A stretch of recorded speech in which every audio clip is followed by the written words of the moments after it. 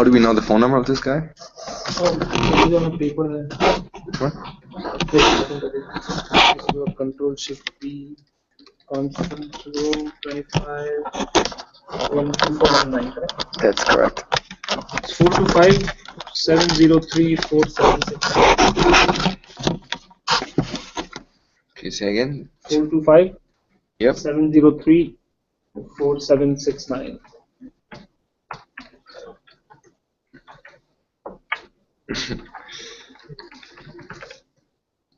I think only one person can call here though, right? Because Yep. Christian also wants to be.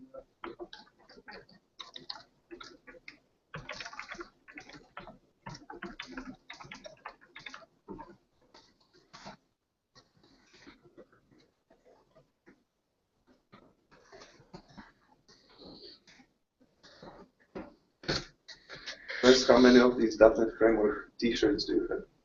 This one, the blue one, one. Just But one. I have You a should different start .NET on more. Framework shirt You every should day. start on more because I see you like them a I lot. have .NET shirt. I have the team .NET bot shirt, so I wear them every day. You can't wear that shirt though. What is it? You can't wear that shirt. Come on. It has 2014 on it. That shirt is already legacy. And you weren't on the team at the time. I was not on the team in 2014. What are you talking about? Not when we ordered the shirts in the summer. Otherwise, you'd have. By the way, we're already live, so don't say anything you wouldn't say if people were listening, because people are listening. I think I was on the team in 2014. All right. I have this T-shirt at home. You didn't give it to me. I use it from time to time. No, it's a souvenir. You know, you can actually, there are companies you can send them T-shirts and they will make a quilt out of them. Brad did that with all the .NET T-shirts when he had. That seems really He weird. actually posted on Facebook like a very nice. It's very nice.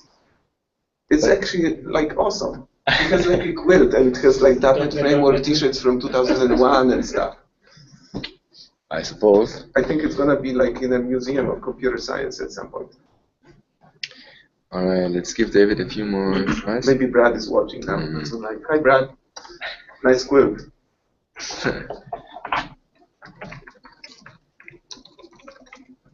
Fine.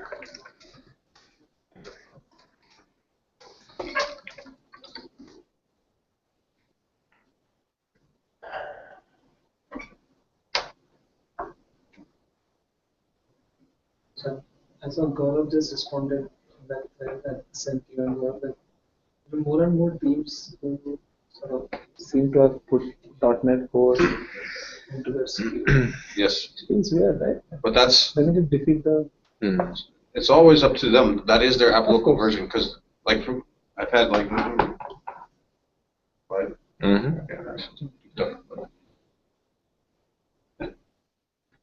Here we go.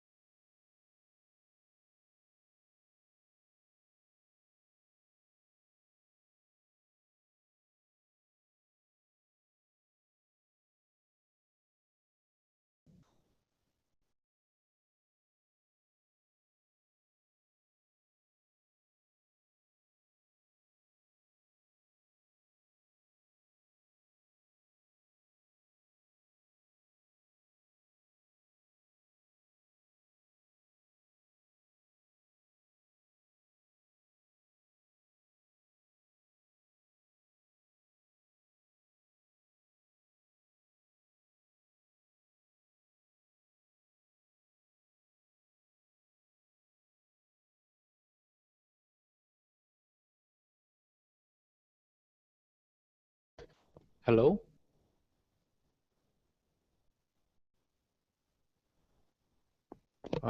If anyone is speaking on the review on the Hangouts, we can't hear anything.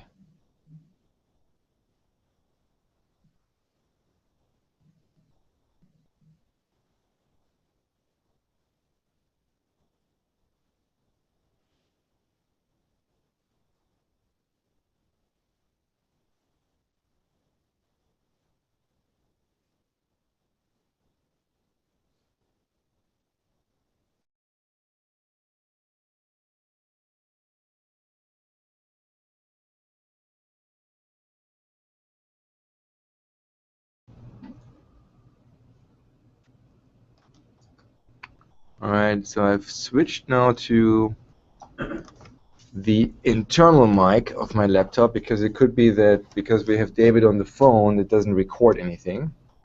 Yeah, we can hear you now. At least All right, so that's better. Great, awesome, thank you. David, can you still hear us? Yes. Okay, good. Awesome, so always great. All right, so Yeah. all right. So all of the exception types we now implement exception. That is improving to do exception. Yeah, they all make sense.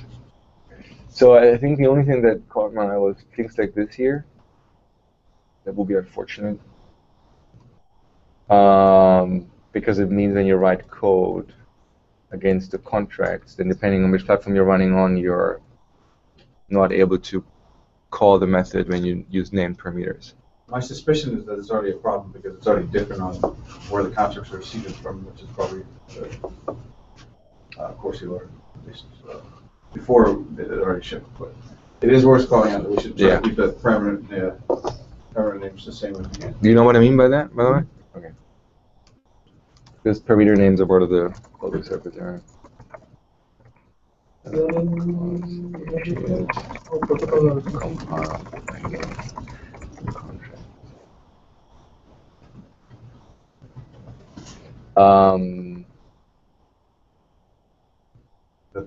The items operators, I guess this web header collection is always a little fun, but I think it's compatible because that was on the base framework. Did you change web header collection and web exception at all, or does it just show up because it happens to be in that contract? Say that again? Like, did you actually change web header exception, web exception, web header collection, or is this just showing up because it happens to be in the same contract? I think we changed web header collection. Christian, David? Yes.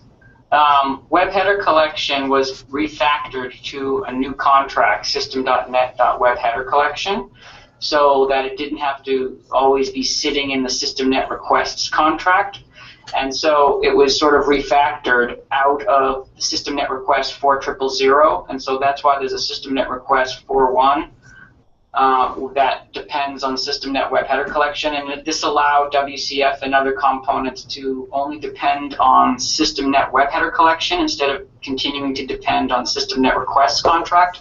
So that's why it may be showing up as something new, but the types are basically the same as they are from the .NET framework. It's simply a contract refactoring that was done like a year ago. Yeah. So let's just add a note here and say we need to make sure that it actually is available. Might be on. Oh, right, it is on the main value collection of the base.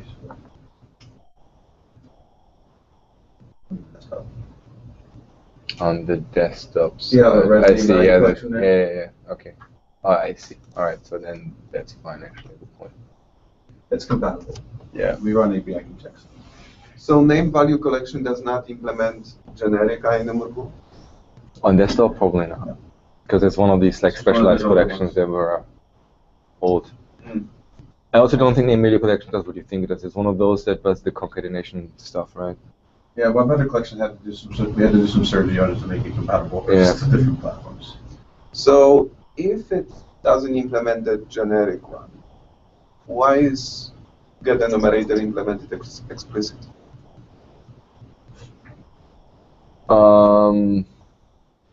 Well, the first question would be why doesn't it implement the generic ones on .NET Core, but I guess that's the same thing. I don't know. But I'm saying basically, like, if we have some very old collections that were created before generics, but then they wouldn't implement get enumerator explicitly.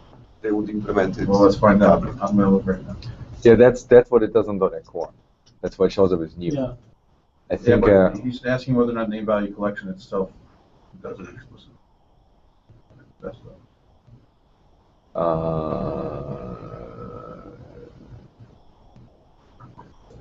Probably not.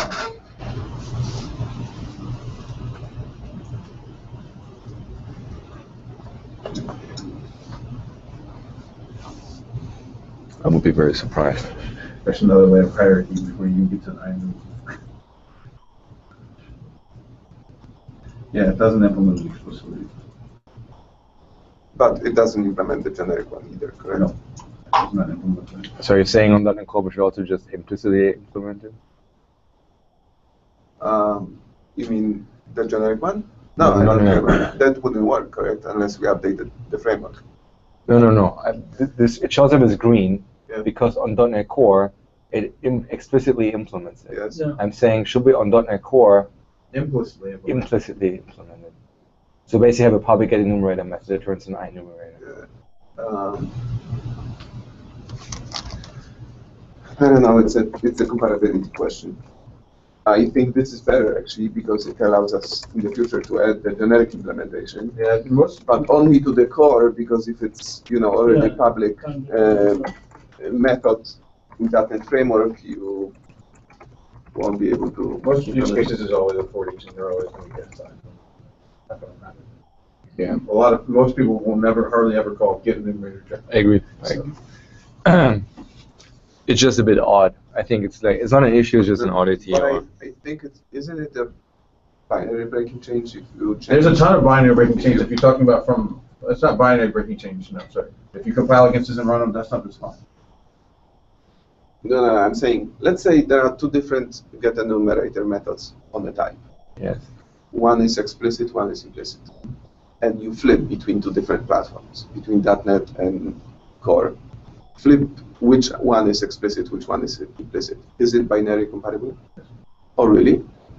It depends on which direction you're going. In this particular case, you already had to cast the IEnumerable, so you're going to have to basically, from that cast, you're going to get enumerated. So explicit to implicit is fine, because explicit means you can see it, so it just shows up as a new API. The other way around would show up as an API removal, so that's not fine. Right. But you cannot compile against desktop and then run on core, right? So the only direction that you can do is you can compile for core and then run on desktop. So if it's explicit on core, it's fine. And no, I understand if there's only one, like in this example. Yes. The moment there are two, is what you just said also true if there are two get enumerated methods? Well, you can only have one, right? No, you can have two, one generic, one none, and then one but you have to explicitly implemented exactly. one. You won't be able to add the implicit one unless all the platforms have that as well. Because the implicit ones always have to be in the platform. Yeah, so if you have that case, basically the symptom you would see the same method on two sides with different return types. And that's not compatible. Exactly. Yes. But I mean, so I'm saying doing this, maybe it doesn't make sense because we will never ever be able to add the generic implementation.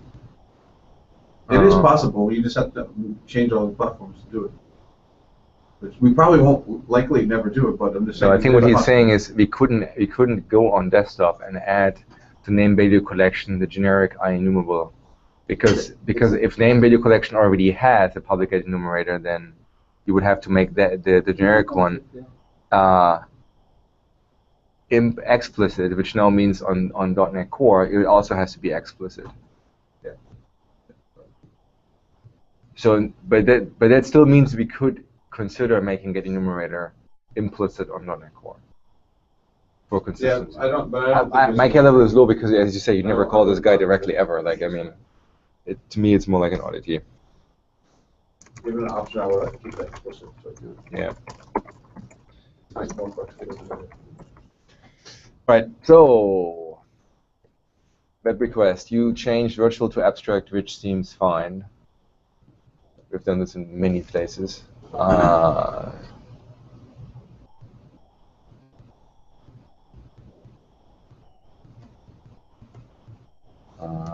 You removed the setter. That's also fine.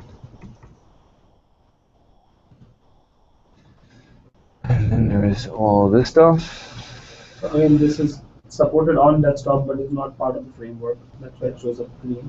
And we already reviewed when HTTP handler Yes. fast, so we don't I need to think so, get yeah. this deeply. So. So one thing I will point out though is if you just go up, that's one of the questions I had for you guys anyway. So this the certificate server certificate validation callback. So this we had approved as we wanted it as a func of T, like it is here. However, in system net security SSL stream, there is also server certificate validation callback, and that is common between the .NET framework and .NET Core. And that one is an explicit type called remote server certification callback, and it takes X509 certificate, not certificate 2. So this is one of the issues on GitHub that has come up, is that these two are incompatible, because this one will take a certificate 2 object, whereas that one returns a certificate object. So the question is, which one do we want to sort of prepare? Given that this one taking certificate 2, can we rev the system net security one to certificate 2? I have to admit that I'm actually surprised he said you should use a func for. I think we had a conversation about it, and I think massive we time. did lean on having a custom delegate, if I remember correctly. That's generally where we lean on these type of things, because when I remember there was a very long email. Yeah, so this is David Schulman. So I have the original APIX reviewer file for WinHP Handler. We did discuss this issue, and during the discussion, it was that delegates were disfavored, and that funct was the way to go. And also, we had an issue where the remote certificate validation callback delegate was defined in a contract where we didn't want to create a dependency to it, because it's been only in the systemnet security contract, and then we didn't want to have a dependency between systemnet HTTP, WinHP handler back to systemnet security. We'd have to sort of create that new dependency. So the decision was made that going forward, funct was the preferred way to do these callbacks, and that was what the decision was, and that we would live with the difference, because we didn't want to break source compat with .NET Framework, where the SSL stream class was still using that named delegate type, and it was decided that we didn't want to break that for NetCore and change that to a funct also, that we would leave it as is. That was what we discussed before. That makes sense. I mean, so if you switch the API axis, you'll see the other delegate that I'm talking about. By switching, you mean the other one? Go to any of the other ones. You'll see systemnet security called out. So in this one, if you go to systemnet security. So what's the name of the callback? I think remote server certificate validation callback. Remote? Yeah, that's this guy. Yeah. This one takes us X509 certificate. Yeah, I think that makes sense because there was no good name for this one. So, David, just outline our thinking. So usually we favor func and action because that means you can assign things across different delegate types, and for simple things, that's the preferred approach. That's true. We recently had a discussion. I don't know what the API review meeting was and what the topic was, but like the general concern with using delegates is that you just have no way to add any documentation. So what happens is when you have like Roslyn has these kind of APIs where you have a func that takes a syntax node takes a bool and returns the syntax node. You're like, what the fuck is the bool? What the heck is the second syntax node? So you have no way to name parameters. You have no way to add documentation. You have no way to document exception behavior, and that's why for cases where it's a bit unclear, you kind of have to know what these things mean.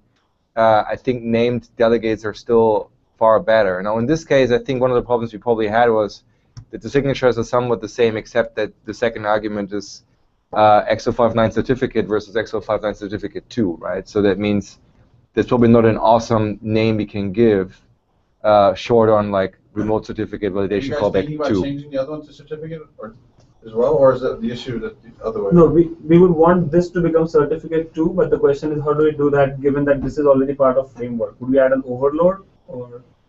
Yeah, that would be tricky. Yeah. An overload would be messy. Yeah. Yeah, I also think that in probably many cases it doesn't work. Because if you take essentially I guess For functs, I really don't know what happens. For named delegates, I mean, depending on what you instantiate it with, it probably works. But yeah, I mean, it's not awesome. I mean, in general, once you have it, such these kind of like alignment issues, then it's all a bit problematic. David, in WinHTTP handler, if we were to go back to X509 certificate, is that a problem? Like, are we using unique properties of certificate 2? I think the answer is yes. I mean, I'd rather us not go back. I mean, basically, nobody since 1999 is using X509 certificate, right? I mean, X509 certificate 2 has extra properties, and I don't see it as a valuable thing moving forward for us to downgrade our API to something ancient. So yeah, I mean, now X509 certificate 2 is a proper subclass derivation of X509 certificate, and in the .NET Framework desktop, there is a constructor for X509 certificate 2 that takes an X509 certificate object and sort of allows you to, quote, upgrade it. But there are some problematic architecture issues with that, and it was decided for now in .NET Core not to bring that constructor overload to .NET Core because of the way that this new .NET object is instantiated. It actually doesn't duplicate the internal Win32 pcert certificate context. So it created some weird problems having two .NET objects that point back to a single pcert chain context, pcert context object. So that constructor overload was not brought forward at the current time to .NET Core. So maybe those things can get worked out in the future, that we could provide better upgrade paths to upgrade, X509 certificate objects to X509 certificate 2 objects for .NET Core. But I don't think it makes sense for us to dumb down the WinHTTP handler object from an X509 certificate 2 to an X509 certificate. Yeah.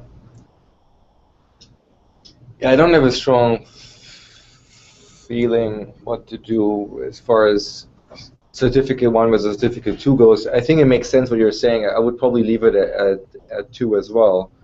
So the question is still how we expose the callback. So, but let me understand. The only difference is when you said they are not compatible, you meant it will be more difficult to exchange data between APIs that return, things that deal with cert 1 versus take cert 2.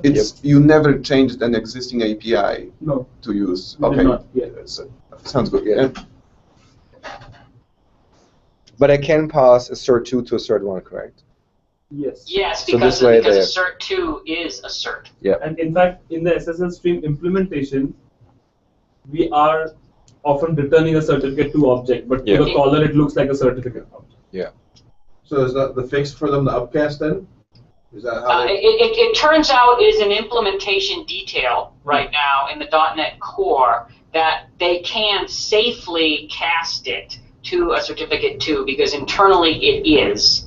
And that's an implementation detail right now with how the current NetCore code works, on GitHub, the way it was implemented, that it made more sense to be hydrating these things as certificate 2 objects from the lower level PAL layers, whether it's Windows or Linux or whatever, and hydrating them as X509 certificate 2 objects internally, which can safely be passed to something expecting an X509 certificate object. Yeah, that makes sense. Okay. So then we are keeping both of them as is? I would say that part is true. Yeah, the only question was whether or not this should be a func or a custom delegate.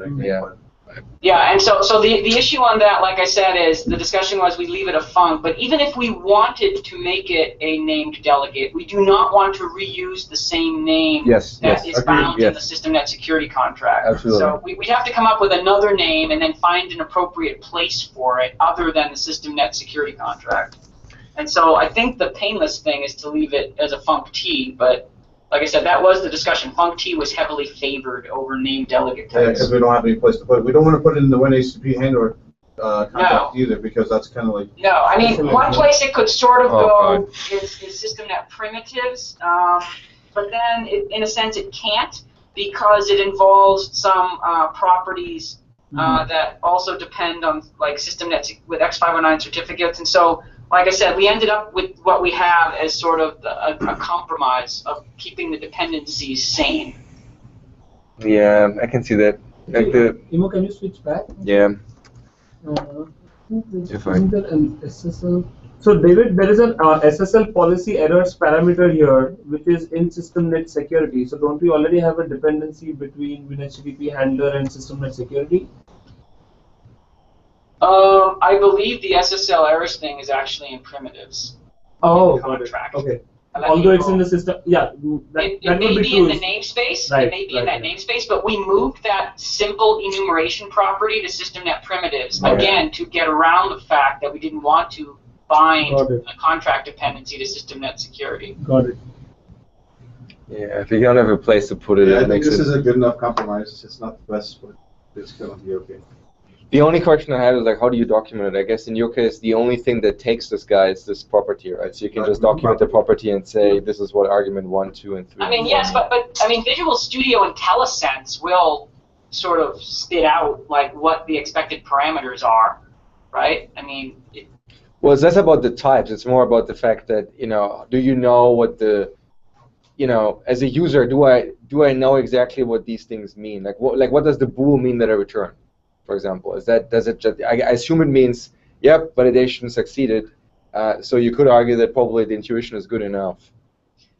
Yes, I understand there is a doc issue there, but I'm hoping our doc tools will improve in some manner with sample snippets and code that can sort of explain that. I think it's as Wes said. I mean, it makes sense if you don't have a if you don't have a good place to put the delegate type. Plus, it doesn't add much. Plus, it has the overloading issue with the other existing one. Right. I think it's not awesome, but I don't have a better alternative either. So I would just leave it as is. So, very quick question. If you could go back. Maybe it's too late, but why do we use Win and Windows prefix in different places? So the type is called Win HTTP something, and there's a property called Windows Proxy User Policy. Yes, those are excellent questions. The Win in WinHTTP doesn't is here in this context. The Win in WinHTTP doesn't actually stand for Windows. Like WinHTTP itself is a name of that HTTP stack. So in Windows, WinHTTP is a documented API set for doing HTTP implementation. Yeah. So that's why this handler is called WinHTTP handler. Yeah. Yes, and on the property called Windows Proxy Use Policy in the WinHTTP handler, that was explicitly prefixed with the word Windows because when we were thinking about things that are right now properties of WinHTTP handler that we think would really make sense putting into a future contract revision of HTTP client handler that are more cross-plat. That one was the one that sort of stuck out as well. That is not a good cross-plat explanation for Windows's interesting proxy, configuration. But other properties that you see in WinHTTP handler, various timeout things, etc. We are thinking in the future now that we have a strong focus on cross-plat of upgrading the HTTP client handler itself to absorb some of more of these knobs for granular control. But we named the proxy use policy explicitly as Windows because we didn't think it's going to make sense moving forward to put that in a cross-platform way right now because it's very tied to a Windows architecture. I completely, I don't have a problem with it. What I a bit have a problem with is this Win HTTP because as you mentioned, maybe the technology in Win32 APIs is called, Win HTTP. But we don't tend to expose Win32 names in .NET Framework APIs. So like there are many different APIs in Win32 that are called with some names that don't follow our naming conventions. And then do you have a suggestion for an alternate name for besides WinHTTP handler? So we do have other cases like this. Like for example, OpenSSL is another case where we have the underlying technology name where the pre-invoking is showing up in the API. This is very specific to WinHTTP. not going to ever be used by anything other than that particular thing. It is a wrapper around that particular native API. I think if you call it Windows HTTP, it kind of implies it's the Windows HTTP stack, which is actually not true, right? Because there's benign Because it has multiple HTTP stacks in To Windows. give you a larger picture of the HTTP API object model, there's HTTP client, then there's HTTP client handler, which is supposed to be the cross-plat version, and then we have handlers that are platform specific. So on desktop, it's called web request handler because it actually wraps the web request stack. This one is called WinHTTP handler. There's a proposal to create in Unix a handler called curl handler because it wraps libcurl and so on. So I think the vision was that HTTP client handler would eventually be the cross-plat handler, and then there would be different handlers based on if you wanted to leverage a specific implementation in native OS.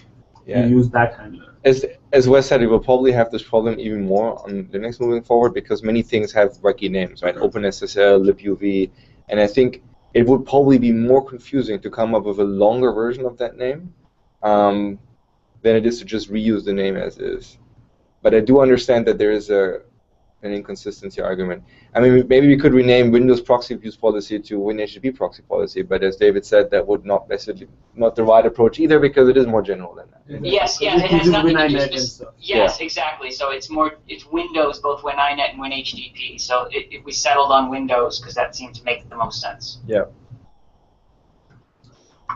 I'm fine. All right.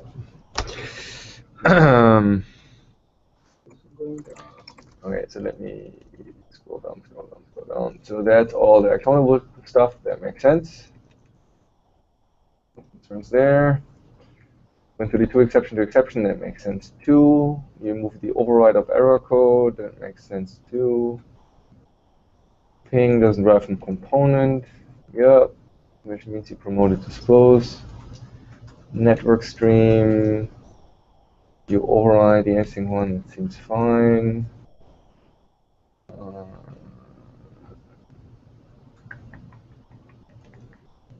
Exception, same thing.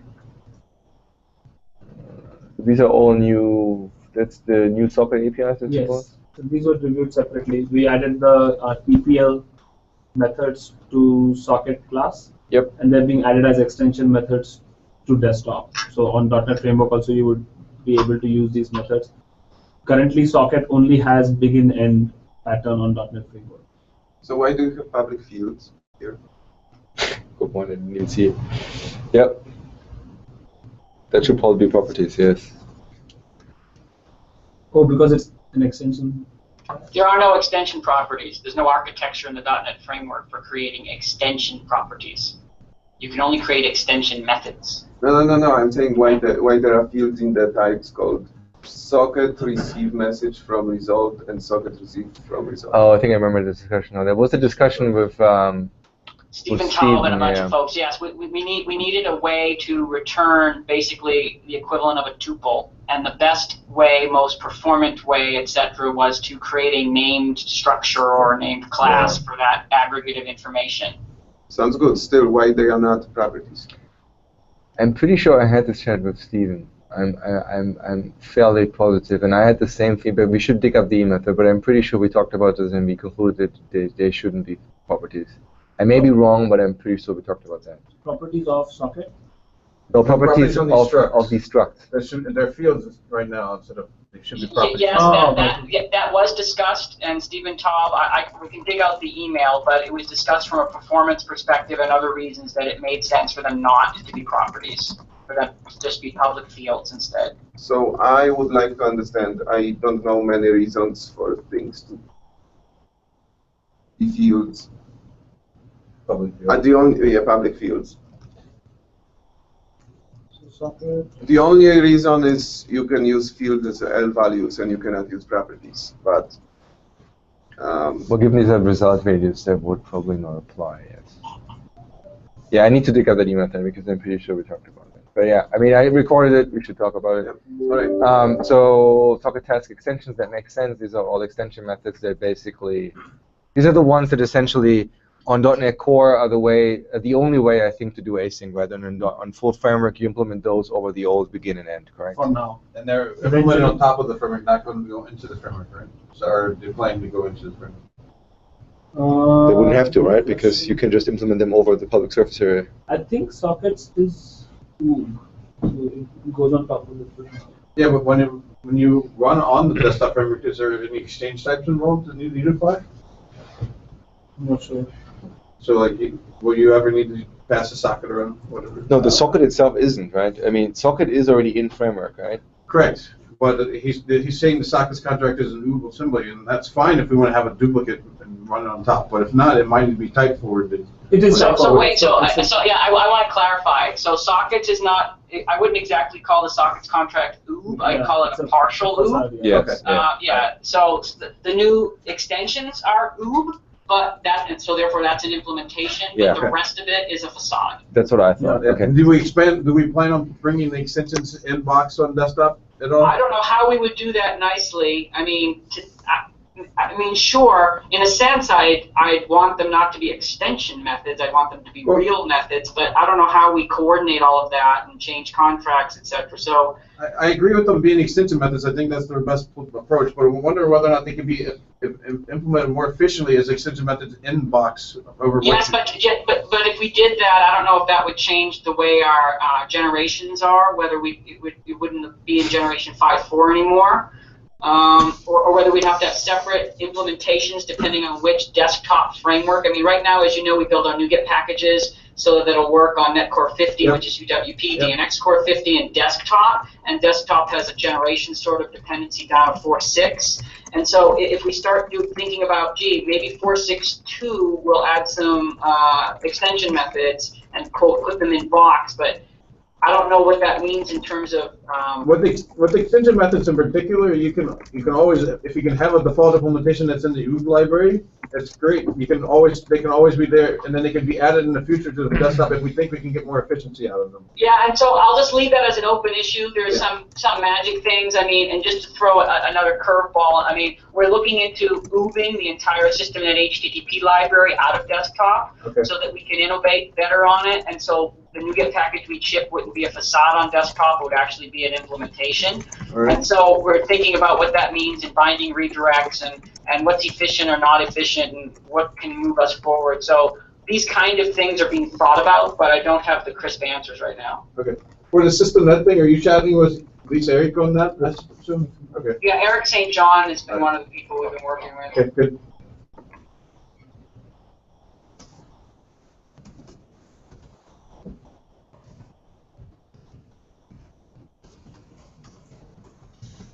All right. Here you change from the exceptions to those. That makes sense. That makes sense. So why are we implementing iCollection on the service name collection? Is that worth it? As opposed to Just like have a count method and not implement iCollection. I think that was done because we've stripped that guy, right? And I think the closest thing that would replace that is our collection. But the question is, do we need it? Like, is there a scenario that, you know, Do we have any that take APIs that are iCollection? taking this as a iCollection kind of thing? I have no idea. Christian, is service name collection part of the channel binding scenario, or? So channel binding is not a very used scenario to start with. Anything that we have here is probably requested by WCF, or was requested by WCF. So we'll have to check with them. If there is any comment, maybe we can leave it in the review and we can ask. And the reason to remove the interface would be, you know, they are legacy interface, it's not generic, and we kind of like only do it if we have a very strong reason. So I wonder whether it's not like accidental. You wanted to remove read-only collection, and you kind of like just added iCollection instead of just not adding anything. Yeah, so I just want to add, so which type are we talking about that the interface you believe was removed? The service name collection, the question is, do we really need iCollection to be implemented there? Yeah, so which type? Service name collection. Service name collection. So that's under SystemNet. System security authentication extended protection. Okay. It doesn't even look like it's a very good type. I mean, it's not even useful with the APIs I'm seeing right now. How do you even construct one? How do you even add anything to it? What do you do? Well, you can copy to it, and it doesn't. It looks like it's just a stub type or anything like that. Well, I guess we are only seeing the ones that are changed or added. Oh, that's true. I guess we haven't seen the other ones. Yes. And one of the things I do see, by the way, is that it has a public constructor that takes an I collection. I don't know if it's exposed, but I assume it is, given it's not showing up in this div.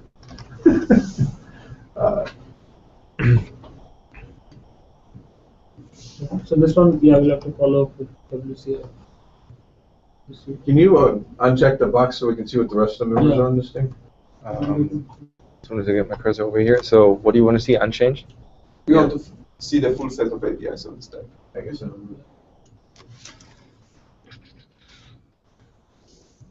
Yeah, the constructor is there. Interesting too. So the constructor is there, right? Which takes the I collection. Yeah, so I'm thinking, wondering whether or not there's a common scenario where you use the copy constructor. Service name collection.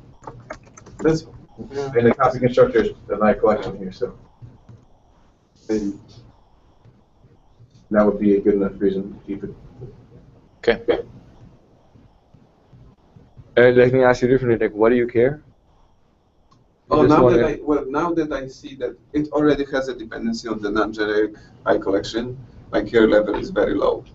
I just, so. He just wants to root out the. I'm just saying as a general interfaces. principle, Right, you know, like right. if you don't have to take dependency on the legacy collection interfaces, you shouldn't. But they already have a dependency on the I collection, I therefore, see. you know, my care level is low. You accept that the interface is already in system runtime, right? So it's not like you're adding a dependency on the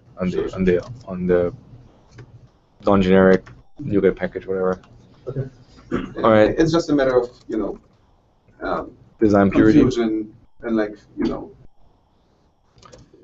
showing people that those are not the interfaces Right. that we want to go forward. Alright, so I think that those were all the additions. Those are the things that Can we. you uncheck, remove, and unchange again? I just want to make sure there's no. There wasn't anything. The service name collection was the last. The last one. Yeah, Right? That's what I yeah, that think. was- I just want to. Yep. That was. Okay. So now, did you want to look at the removed ones from desktop, or did you just want to look at the whole API surface of ASP.NET? Yeah, I kind of want to look at the remove just to kind of Okay. see, make sure there was not any obvious things that we just kind of chucked out. And now you'll have to. Yeah, the problem is now we're looking at system DLL, which is always fun. Do the remove types. We don't care about the types. So what do you want to do? Uncheck to include remove types. I see. You only want to look at Yeah, members. right now members is good enough for us. Yeah, this is all good. That's what I see here so far. Well, so let me ask, why indexer on the first type is removed? Like all of the other ones, you know, is read-only, synchronize, include, and whatnot. It's great. The indexer seems kind of weird that it's removed.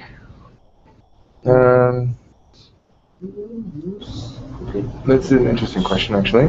Which type are we talking Cookie about? collection. Let's see what you see. Oh, I see. Cookie collection. We just basically, when you go to options in API Reviewer, untick include remove types, and then have on the left-hand side in different analysis have added, changed, and removed checked, but not unchanged. Because then we basically get a diff of all the types you have in common modulo any member, so we can see which members were removed. Okay, so I unchecked include remove types, and now right now add, changed, removed, and unchanged is all checked right now. Yeah, uncheck the unchanged because we don't need that. Okay, I unchecked that. And so the first type you now see is cookie collection, and Now I see no types, but I must not be diffing two files. We are in the desktop versus ASP.NET 5 Apex, by the way. Oh, okay. I'm in the wrong APIX file. That would do it. Only we okay, could share the so, screen. But no, So, okay. While I'm opening that up, keep in mind that we took these contracts from the original store profile, and so the original Win8 store profile .NET had many APIs removed from desktop, and so we did not change that stance, so to speak. So the decisions that were made in the past to have removed those APIs when the .NET Core profile was first created still exist, and so that is why those APIs aren't there, because we chose not to add them back for .NET Core, but they already had been trimmed out when the .NET Store profile was first created. Yep, that's a fair assessment. I mean, we have that same problem across the framework. We are going to go through a big push to go and look and fill in more gaps of those things. This adding things back just to kind of ease porting efforts and stuff like that. And we are doing that, but we are doing that for APIs that we want to move forward. Yeah. This one is using HTTP web request stack, which is not what we recommend going forward. We want the intended API to be used is HTTP client, and that's why for these types we are not going back and adding more stuff, because these are anyway the ones that are. Yeah, I buy that. So what would be the first type that you actually made any decisions on, so we don't waste time? That sounds like a web request. Yeah, there's no web request on this one. So network credential is also, all of these are unique to web request stack. Okay, this one we already looked at that. Yeah, these are the new ones which are easy. This one may be interesting. Global properties. Those are the oldest. Yeah. Yeah, so they are the big and end ones. Yeah. And the synchronous version and get unicast addresses. I think we now have a get unicast addresses case.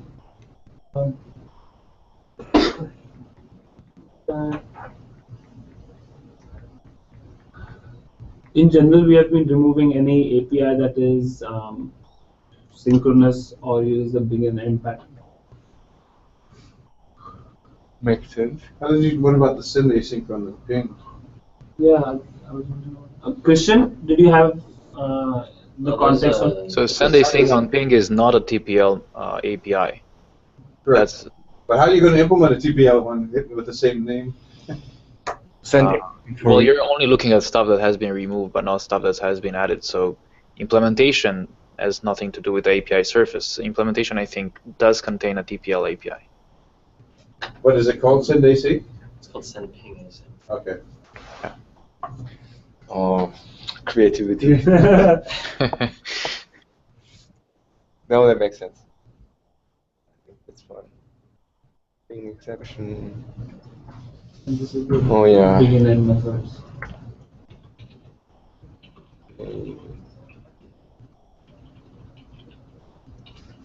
Okay, so now we have an enum with no values.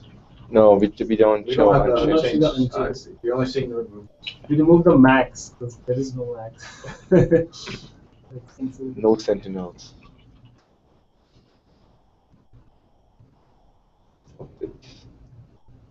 So socket, this we reviewed again separately as a part of a GitHub issue. We removed all the begin ends and added the corresponding async methods in socket. And so this supports IPv4 and IPv6, so it's no longer required, or different? There are different ones. I think it's called OS supports IPv4 and OS supports IPv6. I see. That makes sense. You'll see some of the in the socket contract, some of the constructors were also removed because those constructors in their implementation were doing synchronous operations. Oh, the constructor, I see. So sometimes they would do a bind. In fact, I think in the TCP client constructor, they were actually connecting to the remote endpoint as part of the constructor. Oh, nice. So we removed those. Always great when the UI freezes and you have no idea why. Okay, that makes sense.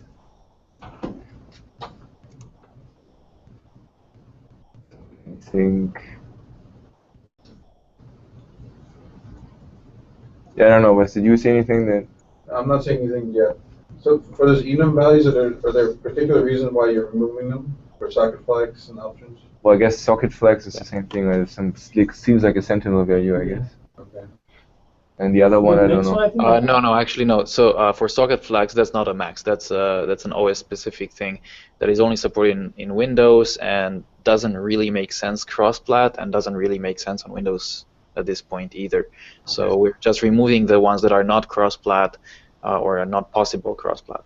Yeah, the only tricky thing is with enum removals is that like generally speaking, we left enums in because what happens is when you evolve .NET Core independently of full framework, you want to avoid cases where you accidentally reuse an enum slot. Can we do it with a comment? Well, I'm saying you could, it's manual effort, and it's very easy to fuck that one up. The other problem is it doesn't hurt much to have enum values in there and not supporting them, versus having divergent enums. But if the enum is no longer used on desktop either, or it's like it's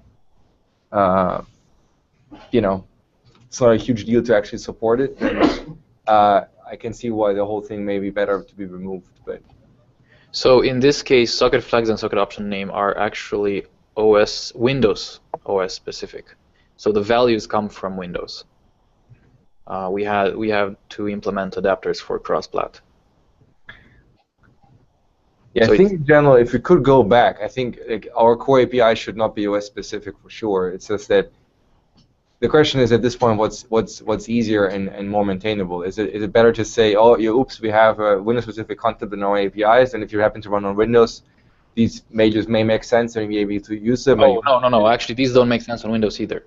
Okay, so that's what I'm saying. So if it doesn't make any sense, then it's fine to remove it. Yeah. Christian, how about the reuse unicast port? That was recently added in 4.6, right, for the scalability. So I don't remember. I have to look up. Yes, I added that socket option. Yes, it's a Windows OS. It was a new Windows OS socket option for reuse unicast port. Yeah, so I'm surprised that we aren't taking it forward to .NET Core, because it helps improve the scalability of server side. Yes, that particular option will be sorely missed by consumers on the server side of .NET Core trying to get high scalability. Yeah, so that is probably an omission. Even though it is a Windows-ism, it's a Windows-ism that will be used moving forward for Windows. So I think that might have been left out just because we didn't port it. Is this diffing between systemdll, .NET 4.6, and Core CLR? Yeah. It has to be because the reuse unicast port socket option I explicitly added to .NET Framework Desktop 4.6. Right. So what I'm saying is it just got left out because we didn't get the latest code.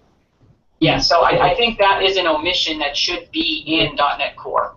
Agreed. Even though it's a Windows-ism, it still is something moving forward to be used. Good. Right. All right. Then these ones we already saw. So this one then is fine if we keep removing it, right? I think it's fine as long as if it's meaningless everywhere. I think it's fine. Yeah. Kill it, so. Yeah, this is meaningless in Windows as well. So yeah. Yeah, so we'll have to submit a GitHub PR to add back the reuse unicast port enum value to the socket option name. Yeah. Yep. Yeah, and this one we should probably have a comment that says don't use slot 16. It's already taken. The socket flags. Yeah. Could you leave? Yeah. Yeah. Thanks.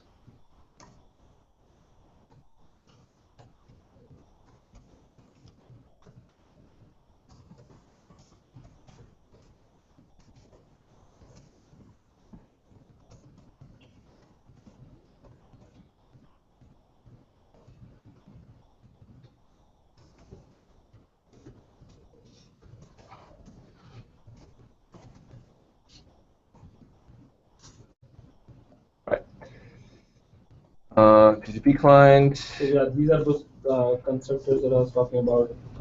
It actually does a remote connect, and then the begin end and the synchronous connects are removed.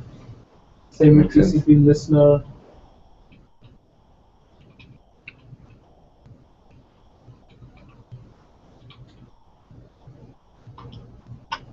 UDP. That one actually has an async send async. I was just going to ask Christian about that. Hey, Christian, in UDP client, the last method, the task send async, is that not a TPL or? No, that is TPL. 1 second. I'm taking a look in the code. Yeah, I don't remember why we removed that one. So we already have. Oh, okay. Yes, I do remember now. So UDP is a connectionless protocol, so it doesn't really allow you to connect. And now, WinSock implementation and sockets in general allows you to bind to a specific endpoint, and then when you use send without the endpoint, it sends only to whatever you're bound. We already have two other APIs that allow you to specify an IP endpoint or a host name string and a port.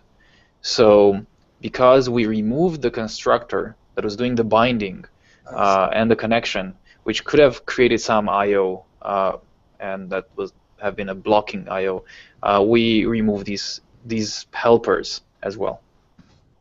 We can think of ways of adding those back, since the BSD socket APIs support them, but we have to add them in a different way. So we have to add something like bind or anything but a constructor.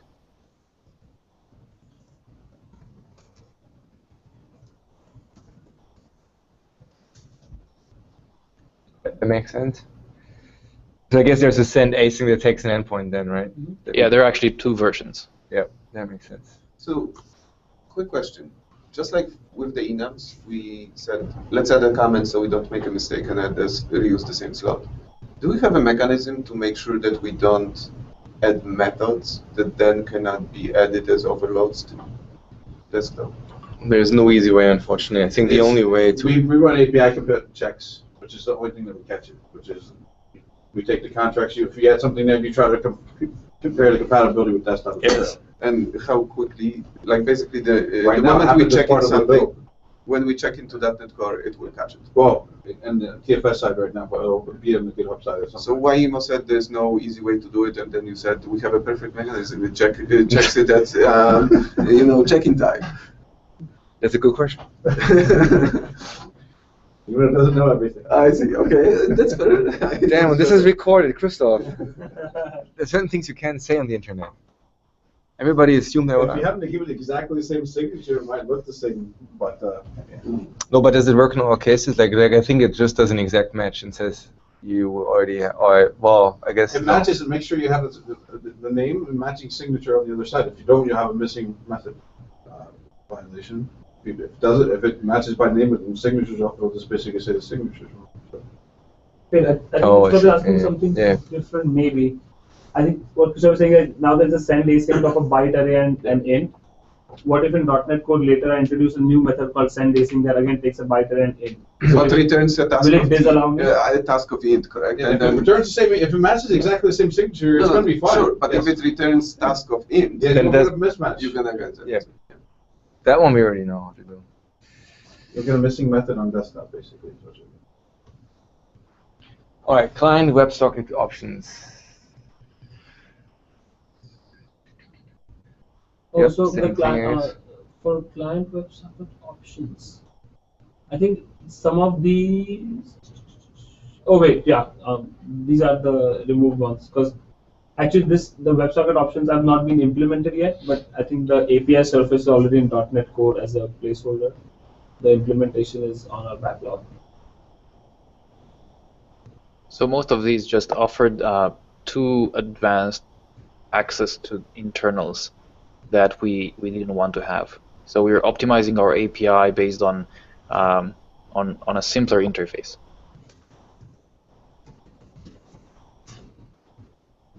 Favorite API. Have you never seen that? Like, there was a anyway. WebSocket is application targeting for 5 as an epic comment on MSDN. It says should be removed before shipping. Yeah, that makes sense. I think it's all good. I think, yeah, if you say advanced access to internals, I think that's a fair way to phrase it. I just be careful with, oh, this is advanced. We don't want to support that because it's ugly or whatever. Because that's many of these advanced scenarios are the ones that people use actually in some cases, and then there's absolutely no replacement, and then they're screwed. I guess, as we said, we are going basically through the list of adding a bunch of APIs back that we removed because we said, oh, that actually is not a nice API. Well, it is an advanced scenario, so it's fine to leave it out. But then turns out if you actually have this scenario, then you're completely screwed because there's absolutely no other way of doing it. But I don't think as doing this actually. I think majority of the removals are because the intersection didn't work for it. Yeah, the intersections were usually the primary reason for removals, in which case we can add back a lot of stuff. I think it's very rare. I remember us removing an API because we didn't like some vague thing about it. We need to talk. There's like half the APIs I think were in that bucket. You're right that let's say we might remove, let's say, the 10 advanced internal access APIs, and then due to customer requests or feedback, we might add back 3, which is fine, but we can always add APIs to future version of contract, but we can't remove, so we would rather err on the positive side and then add back only the ones that are being used. Yes, that's a statement that we made in Windows 8 as well, but it turns out that adding is expensive too. I mean, like, because the more you have, the more diversions you have, the more expensive it is to reason about, oh, can we now add it safely? Like, oh, no, we have to version this contract, or no, we have to ship this contract, or no, we have to align with the ship cycle of desktop. I mean, there are many cases where, yes, it's technically true, you can always add, you can never remove, but it's not that removing is super cheap. So, sorry, that adding is super cheap either. So, I mean, if you already go through the exercise of walking APIs, I think in many cases, if it's just, oh, I don't quite like that API, I would be on the side of not removing stuff. Like if there's a fundamental problem with the API because you leak implementation details or you just can't implement it at all on .NET Core, and you think you're never able to, then that's fine. But if it's just so that is great feedback. Thank you. We didn't view this as removing, as I said, because it already wasn't there, so to speak. And so yeah, I mean, we are still considering about how to add back some of these things. We just want to make sure we do so carefully. Yep. And that's all. Yeah, that makes sense. It was more meta point. I didn't like see any APIs that I feel strongly about. I just want to make sure you that. might want to really delete that comment that says add back. Yeah. No, that's going to confuse somebody, and if they add it back, I'm going to shoot you. Oh, you guys are not. We should we should add a new version. This application targeting 4.6. Yeah. I will totally do that. God. Lost our last sense of humor apparently. So, WebSocket exception, authentication, it all looks fine. SSL protocol's default, I guess, doesn't make sense, or what was that? Yeah, that's a very bad thing that we had there. I see. Yeah, default doesn't really mean anything, and we can't overload it at all.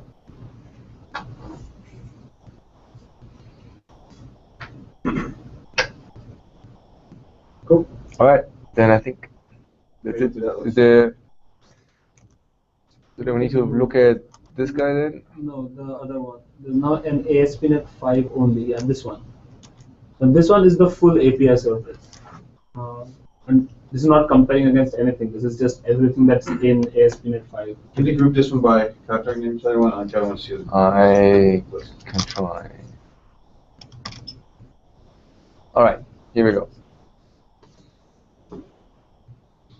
Let me do this here. See what happens when I do that.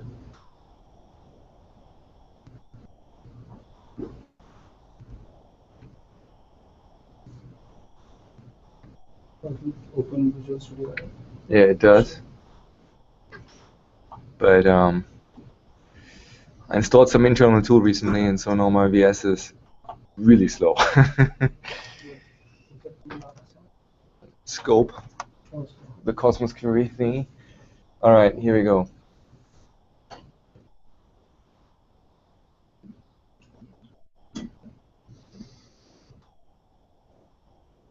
Christoph, you're our architecture guy. Do you like what you see, or do you? Looks like a spaceship to me. It's like a, To me, it looks like a ball of yarn. Pretty involved. So from our standpoint, from the NCL code, center is system and primitives.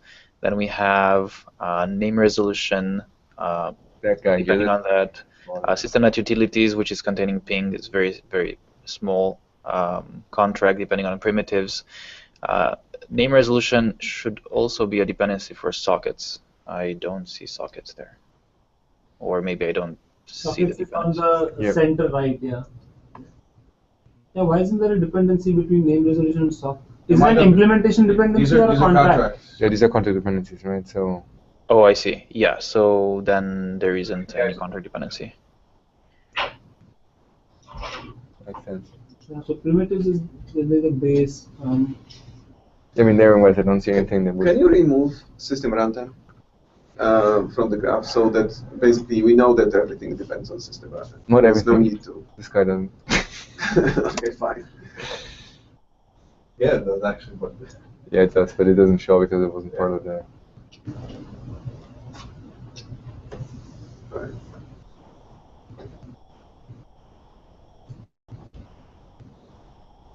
Still a bit. Many arrows. So remove tasks as well. We think that's okay to have it, but yeah. Actually, good point. All right, now it's getting easier to understand.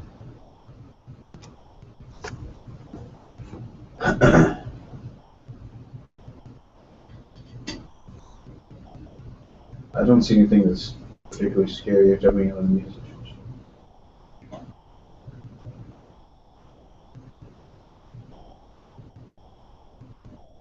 The contract dependencies look reasonable.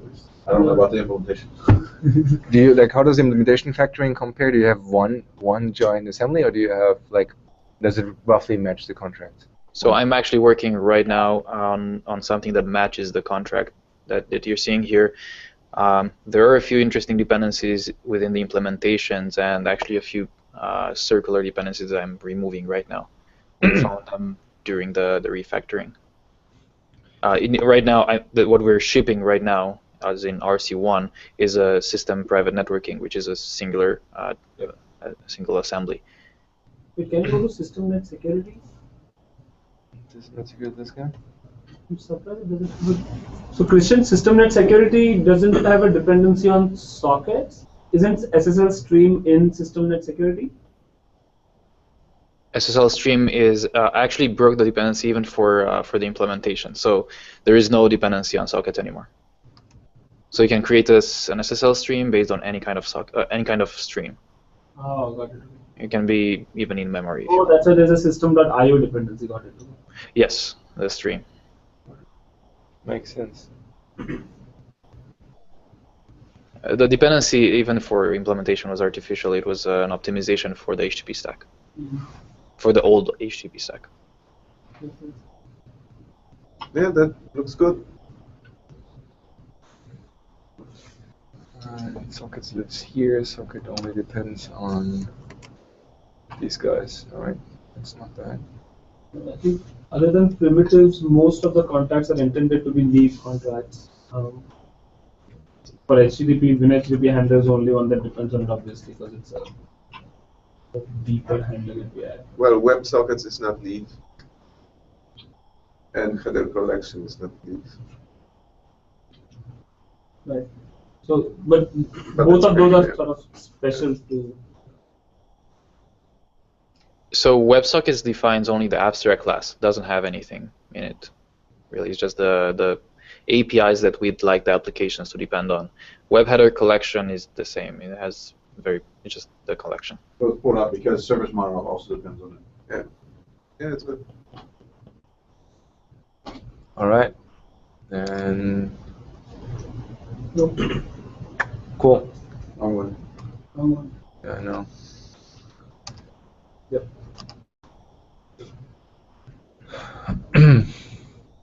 So you guys want to walk that list now fully, or?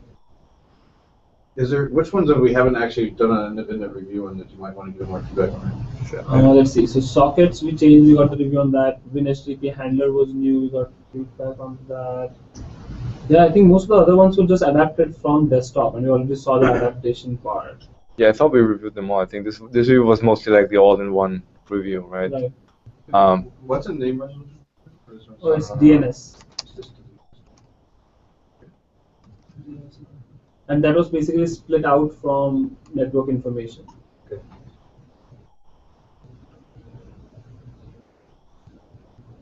So I'm not sure if you ever reviewed the negotiate stream added to security. Mm-hmm. So system of security contract. So this is not yet implemented. We do plan to implement it in system and security. And I just added a temporary shim that throws platform not supported.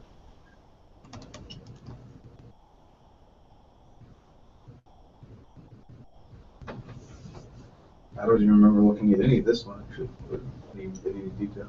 So Christian Negotiate Stream is a desktop type, though, right? It comes from desktop. This is new, not new API. Yeah. Okay. Yeah. Because this didn't show up in the. So there are no methods that we added to this compared to .NET Framework 4.6. No, we didn't add anything new. Okay. Did you even remove anything? Because there's nothing I saw I don't here. think I saw that here. It's like literally as is in desktop, right? The type exists in desktop. I'm not sure if we removed anything. This should look very similar to SSL stream. Yeah. And this guy, even on desktop, was already TPL, I guess. Yeah.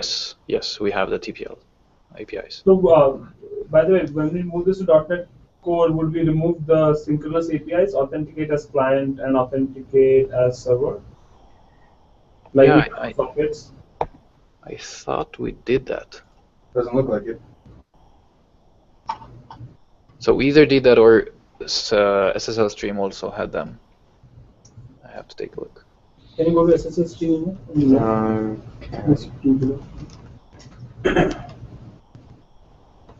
It also has them. Yep. I mean, generally speaking, we have both, right? I mean, I don't think there's a strong desire to remove virtually all synchronous APIs, because there are cases where it's actually better. Okay, so that's the change in stance. I mean, we've typically not had, before we didn't want synchronous APIs because we're trying to encourage developers to create APIs that are responsive, especially like when we were thinking about UWP scenarios. So, the stance was that we didn't want synchronous, APIs in our API suite. And so I'm curious now if you're iterating a stance that we haven't really heard before, that synchronous is good and that we should keep synchronous APIs in our API suite. I don't think on our side there was any change in stance. I think there was this general tension between the WinRT team and us, because the WinRT team had a very strong desire that everything is asynchronous, and even any operation that is completely compute bound, they would still consider making it async if it's taking longer than what was the threshold, like 20 milliseconds or something. Versus on the .NET Framework side, we always had asynchronous APIs, and like even when we designed Win8, the profile, we did not go out of our way to remove all the synchronous APIs. Yeah, most of them are actually left in, and there's many cases, especially in the BCL, when you talk about text reader, text writer, for example, where we have these super fine-grained APIs like read byte. There just is no way for us to have an alternative async API that would be efficient. You can't have read byte async. So right, but for I/O operations that are actually especially kernel, it doesn't make any sense to have synchronous versions. Well, but that's what I'm saying. I mean, the reader-writer APIs are I/O APIs, right? But I mean, you don't read individually bytes, right? You read buffers, and then every once in a while, one of these operations might block. But they're like the API pattern is unfortunately so granular that there is no way to provide an asynchronous API without fundamentally changing the shape of the BCL API. Right? If you read individual values, bytes, ints, then you're screwed. Like there's no way to actually do that without having a massive overhead, right? And that's why we said, well, when we talked, I don't know who we talked to. I think one of the teams that we talked to was WCF or the ASP.NET team, one of them.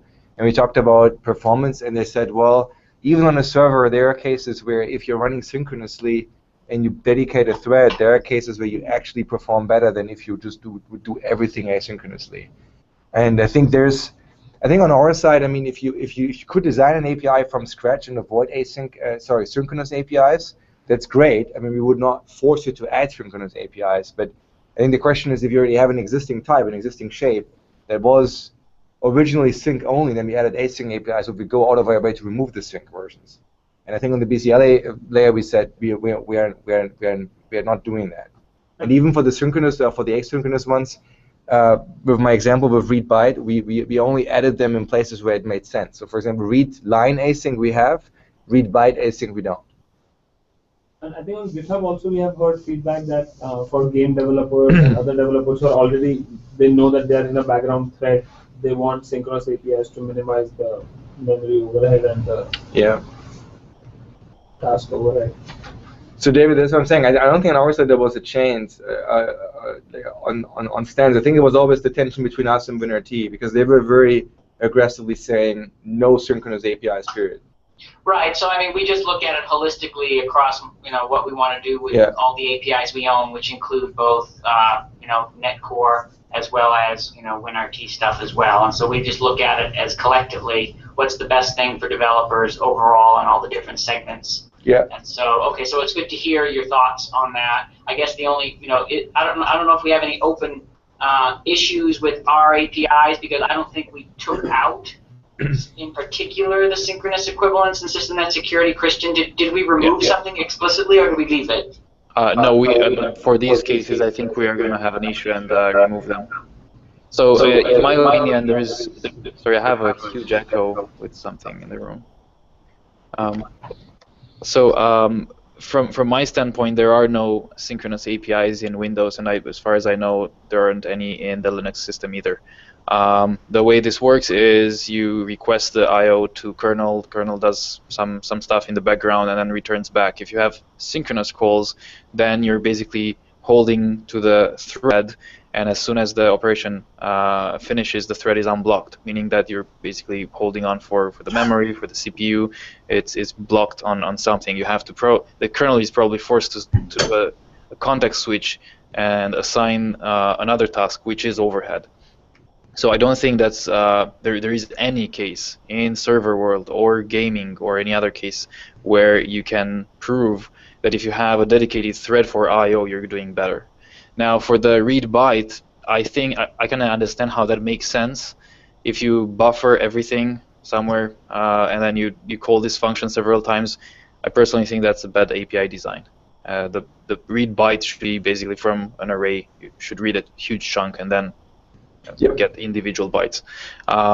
For these particular calls, authenticated as client is actually a very heavyweight operation. It needs to instantiate a lot of stuff in the S channel. It needs to do actual TLS encryption. And it has a full handshake with the server, doesn't it? Yeah. So, for a stream, you could argue that read byte maybe doesn't make sense. You shouldn't have it. But we have many types that interpret streams, like binary reader is a good example. So binary reader lets you read an int and a byte, right? And you back to the original problem that we just talked about. And now it's harder to argue that there should be some API that does it in chunk, because the purpose of binary reader is to interpret data, data type by data type. I completely agree with that, and there is a solution in the kernel world and in the Win32 APIs, and I think equivalent in Unix. The APIs can finish either synchronously or asynchronously, depending on what the backing buffer is doing. Yeah, but in our world, there's even if it completes synchronously, there's cost to it. Exactly. So that's a TPL architectural bug.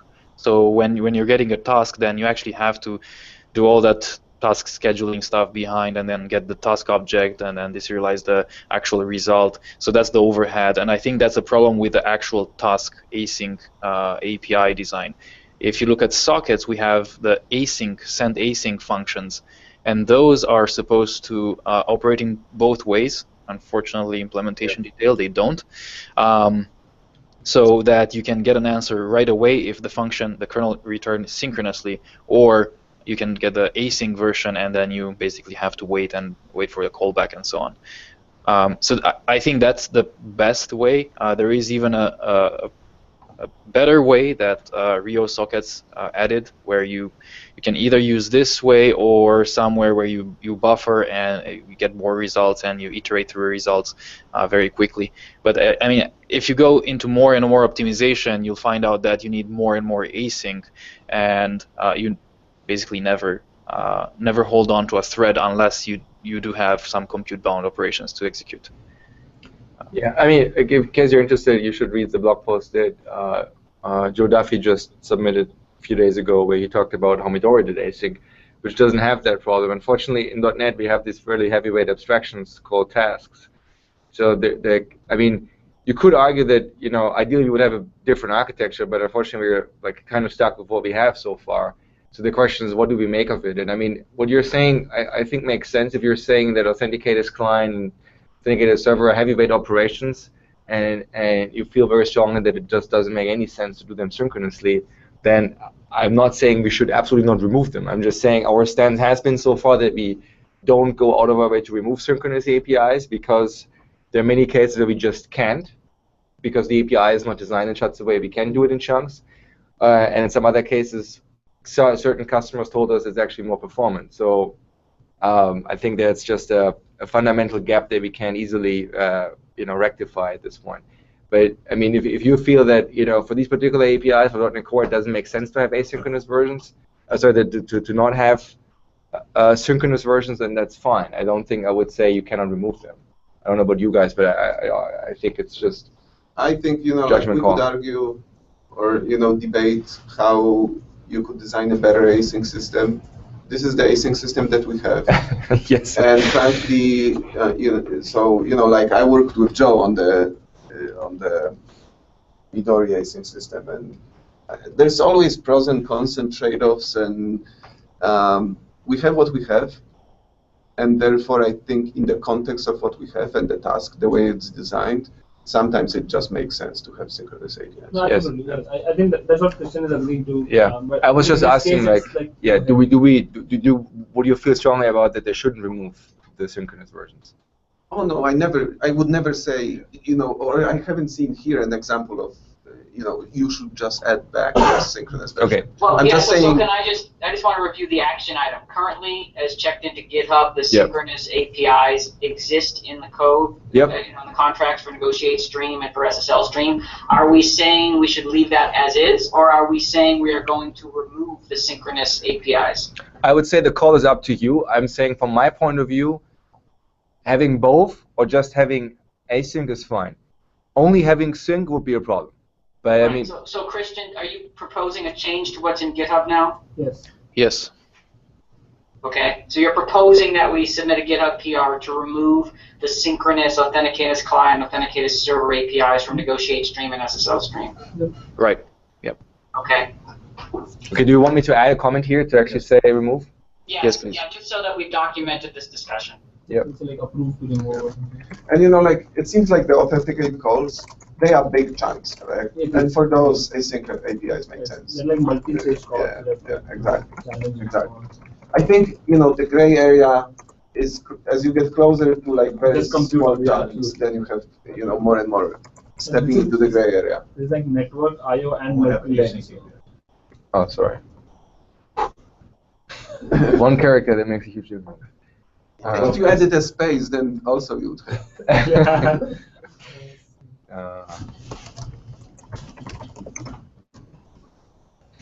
All right, so then the other one was Negotiate Stream, right? Yes. Do we have similar things on authenticated stream? That's an abstract class. Okay. All right. Awesome. Now let's go through the rest and see if there's anything else. Yeah, actually, Wes is right. We'll have to remove them from authenticated stream as well. These are virtual, so. They're not in the contract though.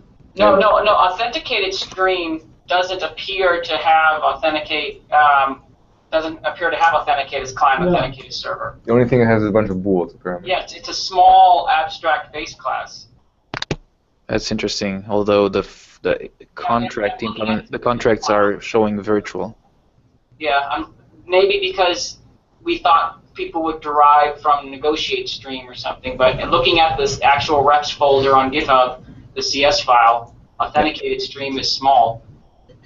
Yep, we're seeing the same thing in the APX file. So any guidance around the virtual attribute for these APIs?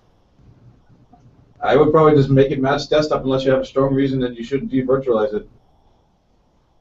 What is the virtual? Yeah, I don't follow what you were just asking. So if you look at the authenticate as client and sync and async, you'll see that the APIs are marked as virtual in the contract. Oh, okay. Yeah, and that was presumably to allow developers to subclass negotiate stream or SSL stream with some variant of those APIs. Why else would we introduce a new virtual method on them? I mean, that was done a while ago when these were invented in desktop. If you, I mean, it's technically, I think, a safe change to make something non-virtual, but I would agree with Wes. Like, you're setting yourself up to a lot of pain if you ever decide that was a mistake. Okay, we'll leave them like. I don't see a strong reason to change it from desktop. Yeah. Oh, to make it non-virtual? Yeah. Yeah, I So the main scenario where I would consider doing something like this is, you know, like we shipped some APIs, bunch of virtuals, but we never actually tested the scenario of, you know, inheriting from this type. And you know, some of our kind of extensibility in quotes APIs, they are not actually super extensible. They are just a bunch of virtuals, and you still have problems. So if you feel like this is the case, I feel like sometimes it's better to just make them non-virtual initially, and then when you have time, design a very nice extensibility API. And maybe you discover that your extensibility API is just one virtual method, you know, on authenticate core or something like this, and it makes it into much nicer extensibility API versus 25 different virtual methods, and then the developer is wondering which one do I have to override. Okay. Yeah, I mean, that's good feedback. We didn't know we could make that kind of change. Let me ask this other question. If we were to do that and also seal the classes for .NET Core, is that okay? And then later unseal them, although they aren't sealed on desktop? You can, if the question is, you know, can you technically do it? Yes, you can. If the question is, should we be doing this? Then, you know, like I feel making methods non-virtual and then designing it properly is like pays for itself quite often.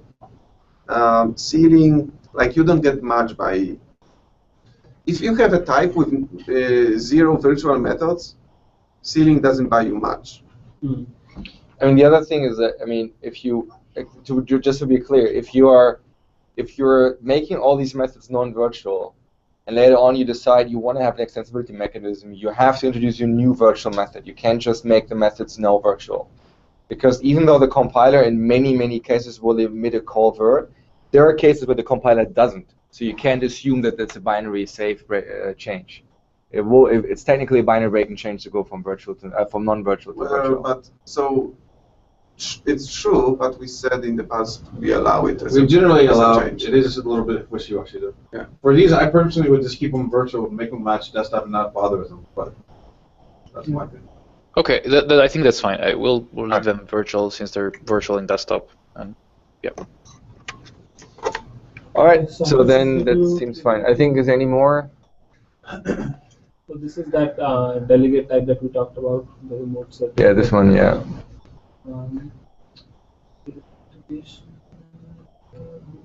Change from desktop.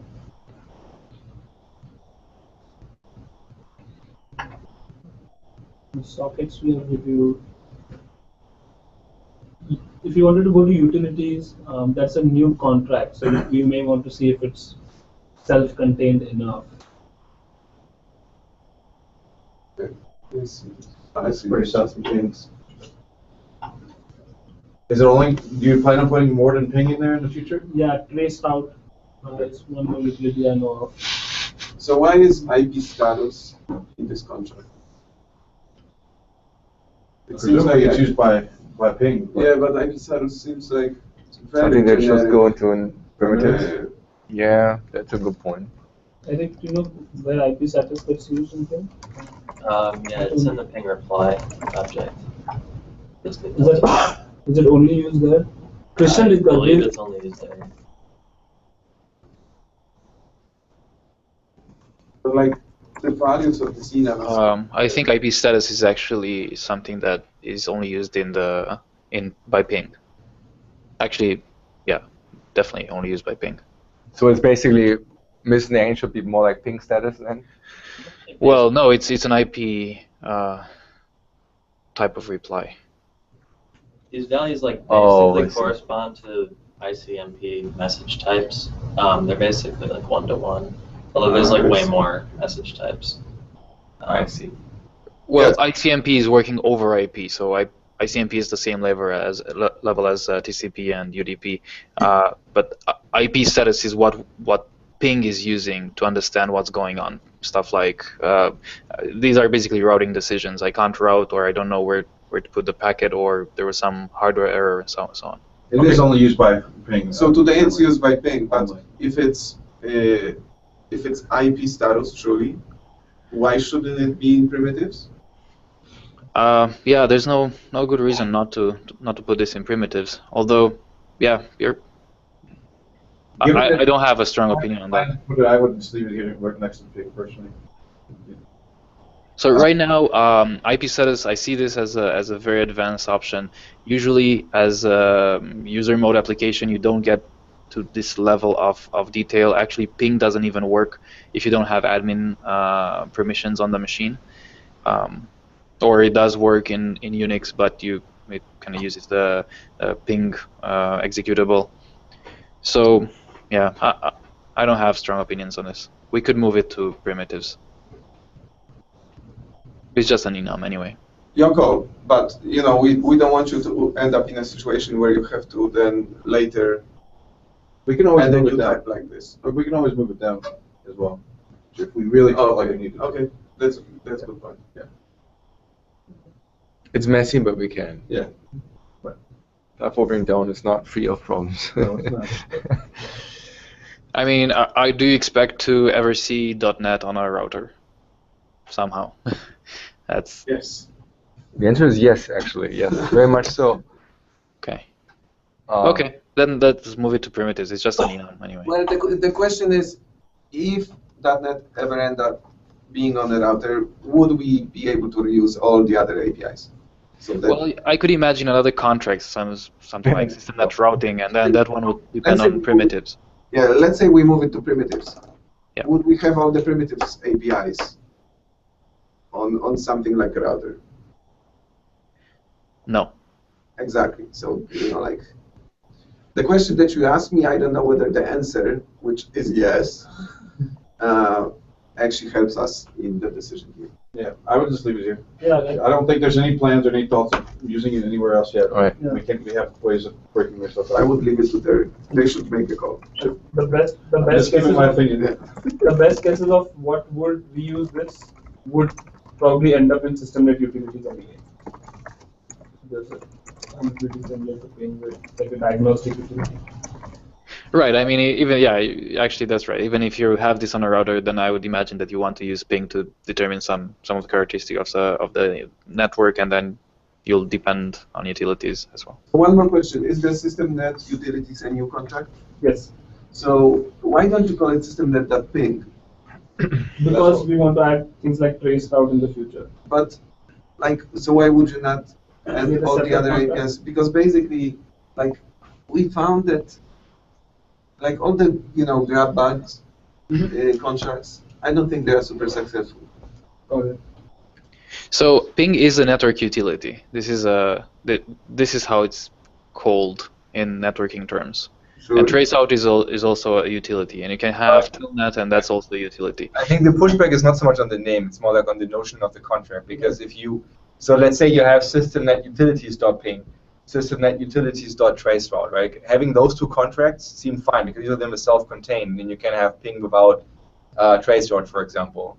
If you have just one called systemnet.utilities, because I see. there's no clear factoring, you could put in anything in there. And then suddenly you realize later on, oh shit, I only support half of the contract because there's no clear cohesion between the stuff that's in the contract. Yeah, that's what we're saying. Then, Sure. Or put another way, like let's say the utilities thing is very successful and we have like 8 different network utilities. Now to use any one utility, I have to grab the whole contract.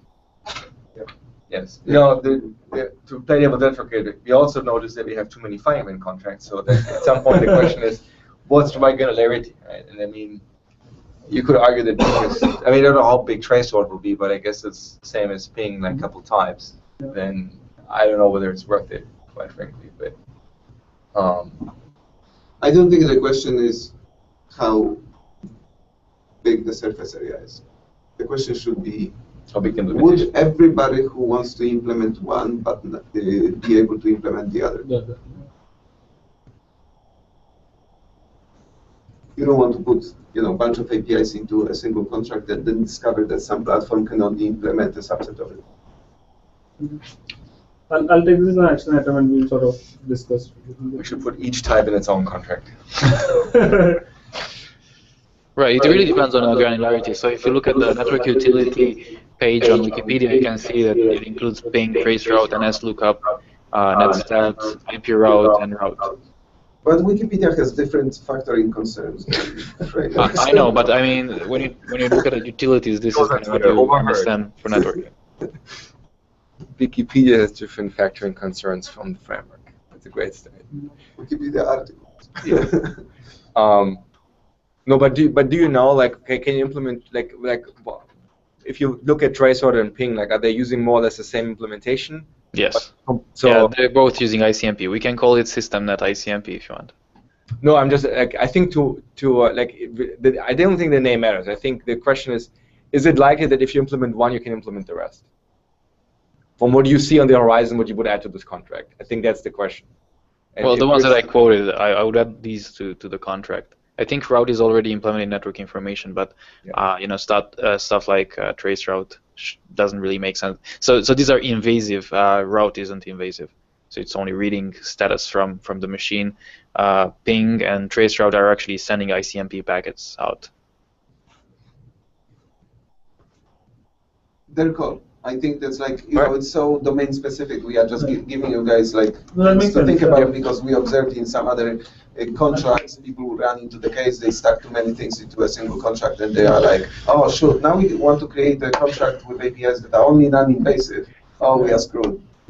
Right. So you're right. I mean, it could be misunderstood that utilities will be a dumping ground for every kind of thing that we add later. I would consider changing this to systemnet ICMP or even, I mean, ping is going to be too narrow because traceroute is not ping. ICMP is fine, yeah. Could we generally avoid acronyms in the window? Well, yes, unless it's like you're not going to be expanding ICMP. And if you search basically the web for ICMP, you're going to hit this thing. You're not going to hit like some other things. Where we don't like acronyms is like there are some acronyms that first, there's no reason to have the acronym, like because there's a pretty good, expanded name. And secondly, there are some acronyms that actually overlap with lots of different concepts, and then you cannot find what you're actually looking for. So on the acronym, since it's 4 letters, according to framework design guidelines, usually we only Pascal case it. We don't uppercase all 4 letters. Is that correct? Yep. Yes. Okay.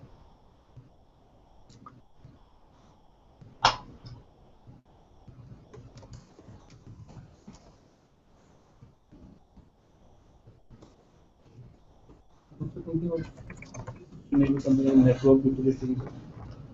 Okay, we can follow up offline with you guys on the exact naming once. Yeah, I mean, I just wrote down what we just said. So, all right, then let's go a bit more. Web header collection is just a self-contained. Web header collect. Oh, I guess I see. Yep. This is part of the discouraged set of HTTP APIs. The replacement of this is now HTTP request headers. Funny enough, this did what you said earlier. This doesn't implement iCollect. So we are terribly consistent. Yeah, WebSocket. Oh, that's a serious set of constructors.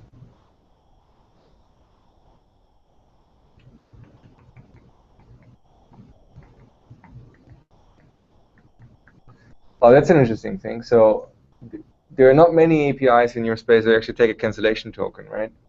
Is that because you just have no way to actually cancel most of the operations?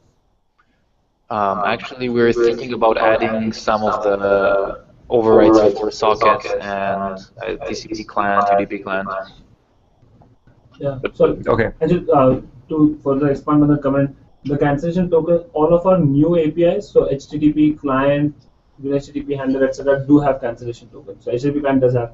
The ones that don't have it are the legacy framework ones like Socket, etc. And for those also, we are considering adding overloads that thing.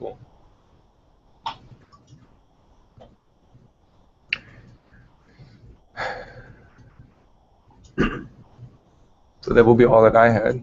Yes. Did you have any? You guys have any other follow-up questions? There are a couple of issues on GitHub, but they're fairly sort of narrow, and I think Krishna and I need to discuss offline before we get it there. There are a couple of questions about WebSocket and the WebSocket design, enum, and stuff like that. So one question we had was the H. But anyway, I think all of these, I think we need to do some homework before we. Yeah, that's fine. If you are considering like promoting things like client certificate or even the server certificate callback up to the HTTP client handle level, and at that point we'll have to see how it looks. Right. Cool. Thanks, Awesome. guys. Thanks, David, Christian. All right, disconnect the call now. Thank you, guys. Okay, thanks. Cool.